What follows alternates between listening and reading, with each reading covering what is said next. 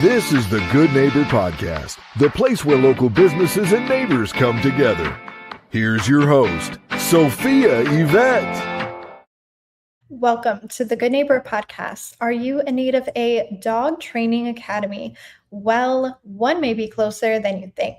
Today, I have the pleasure of introducing your good neighbor, Candice Allen with Allen K9 Academy. Candice, it's lovely having you on. How's it going? Fantastic. It's been a busy day training dogs, but I'm happy to be here with you. Well, happy to hear it, and we're excited to learn more about you and what you do. So tell us a little about your company. Okay. I would say the biggest thing that people should know and that sets us apart would be that we are a building block dog training program. I've been training this program now for 15 plus years. And it is a 10-level dog obedience program where you start at the very beginning, which would be puppy kindergarten class. And each class, each lesson, each level builds on each other in performing and getting your dog to perform in the obedience realm. So they get higher and higher in gradations of difficulty. And then as you move up through the levels, you graduate showing that you are competent not only in handling your dog, but you also becoming more educated in how to train dogs. So it's not just training dogs, it's also training owners, which is why the mission statement to the company is making owners into trainers. I love that. So what originally led you into your industry? I'm sure you're a fellow dog lover yourself. Oh, yes, absolutely. I own 2 golden retrievers myself, Grant and Roper. But it really got started very young. I grew up in the country around animals all my life, and from horses to cattle to chickens, goats, sheep, and we've always had, the family dog. But when I was 6 years old, along with my older sister, my mom brought us to a 4-H meeting. Parker County, where I live, they are very heavily into agriculture and livestock, and they just had started a dog training program for kids. And so at the age of 6, we went to our first meeting, and I saw some of the trainers there demonstrate on how to start training your dog, and I was hooked since then. And I competed in the 4-H program for 12 years and went statewide. 3 state champions in High Point with dog obedience. And then I actually started my first dog training job as far as teaching goes when I was 16 and earned money to go to college from that, went to Texas A&M University, and then came back and picked up right where I left off and trained dogs now for 13 years after that. Wow. Well, if that's not a calling, I don't know what is. I've been in it a while, let's put it that way. Now, with all the experience that you clearly have in your industry, what do you feel people get wrong about understanding what you do?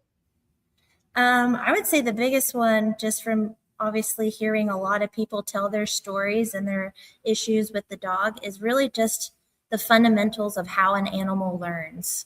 I think there's so much misinformation from, YouTube dog trainers to, just making it to where people aren't successful because they're not educated on the steps of how to teach an animal to learn your cues, and then vice versa, you learning your dog's cues. What is your dog thinking? What are they trying to convey to you? I would also say that a lot of people have the misconception that it's natural for a dog to be good, to make the right decisions of not to destroy the furniture or to jump on people, but it's not. That's just their instinct. They're impulsive. They're driven by their instinct. And so dog training is mastering and overcoming the natural instinct of the dog. And so I'd say it's the biggest misconception is, for instance, I would say the biggest command most people want me to teach is the come command. And my first question to them is, well, have you ever taught the dog the come command? Because they're upset the dog doesn't come. But you have to educate the dog. You have to teach the dog. But it first starts with the owner learning how to read the dog and to understand that dogs have to You have to read their behavior and they have to read yours. Wow. So it's very body language based then. Yes, absolutely. For both the dog learning to read your body language and vice versa. Wow. Now, we know another important ingredient for every great brand is marketing. So, who are you looking to reach at the end of the day with your services, and how are you attracting them? I would say I know this probably sounds cliche, but we really are for everyone. I come from more of a competition style obedience, which is really geared for perfection and really getting into the nitty gritty details of kind of every single little aspect of the dog's performance and your performance. But since the bar is so high, because my background is competition obedience, it makes for all the other people who just want, whether it's a good family dog, maybe you're having behavioral issues, maybe you do want to go compete, maybe you just want to have a fun time seeing how far you can go with your dog and create that team and that partnership. So the fact that that bar is so high coming from that competition and kind of that perfection, that elite type of training, it's really the sky's the limit for anybody who wants to come and participate and just really kind of get to know what the dog training world is about. And how are you attracting them to you? I would say my results. I don't do really any advertising. It's really word of mouth from the community. That's the number one question I ask when I get new clients is, how did you hear about Allen Canine Academy? And it's through their neighbor's neighbor. And so it's really through word of mouth. I think if you are honest and you run a good business and you obviously have results that people like, then I think it kind of speaks for itself. 100%. Now, when it comes to training canines, from your perspective, what is the most important command to teach first? I would say probably the first one to teach would be the leave it command and the wait command. So I know that's two commands, but they're kind of interchangeable. And here's the reason why. If your dogs, like I mentioned, dogs are very impulsive. And if they can't focus on one particular thing, like you being in the room, if they're impulsive with something that moves or a new dog that walks into the building or a new person or food drops on the floor, or they rush out your front door or front gate, those are all impulsive behaviors. And so the leave it and the wait command are the very first commands I teach a puppy because it teaches them how to control their impulse to just drive towards or run towards something, which in turn enables them to learn then a sit stay, which in turn enables them to learn a come command. So there are definitely steps to help mold the dog. It's called the shaping process of training to be able to get those more high value commands that a lot of clients want, like the sit stay, like the come, like the off lead heeling. But if you don't teach the primary kind of instinctual commands that help control the impulse of the dog, then they're not going to be successful when the rubber meets the road with those other commands that you will eventually learn in the academy. 100%. And the other thing I hear you saying is a lot of the commands you're talking about, I think also apply to us as people, right? Discipline for sure as one of them. Absolutely. Discipline, focus, and that you will eventually, build a bond with your dog, but it first has to come from a place of respect. 100%. Now, outside of work, what do you like to do for fun? Oh, well, there's a lot of other hobbies I like to do. I'll name a couple of them. I love visiting national parks. So I do a lot of remote hiking in national parks on my time off. And in order for me to do that, I have to be physically in shape. So I do a lot of working out and local races that I like to challenge myself on physically. Other than that, I actually live on a homestead. I do a lot with other animals as well. So I love gardening and anything dealing with cattle and range management. So I do that on the side mainly.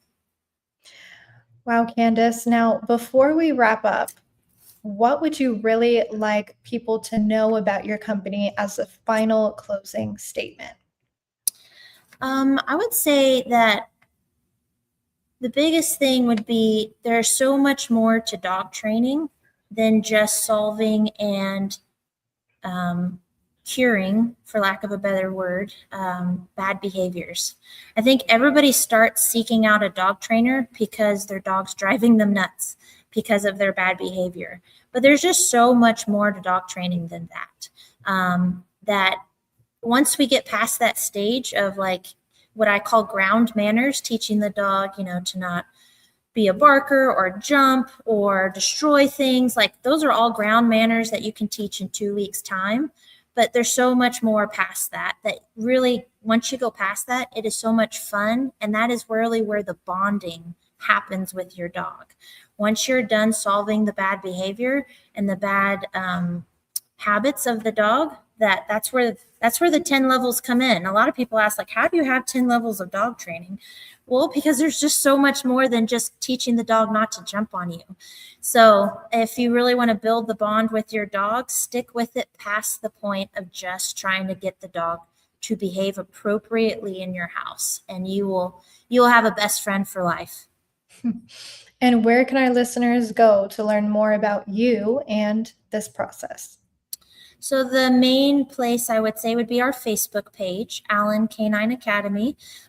We post on a daily basis training videos from me conducting classes to the students showing and demonstrating the different exercises that we do. It's definitely a very fun, highly active community that we've built here in Weatherford, Texas. So if you kind of want the updated version of the Allen Canine Academy, the Facebook page for sure is the place to go. If you want more of the broad look to the philosophy of training and price points, that would be the website, Allen Canine Academy. Well, Candice, I really appreciate you being on the show today. We wish you and your business the best moving forward. Thank you so much. Thank you for having me. Thanks for listening to the Good Neighbor Podcast. To nominate your favorite local businesses to be featured on the show, go to gnpnorthdallas.com. That's gnpnorthdallas.com or call 469-221-9345.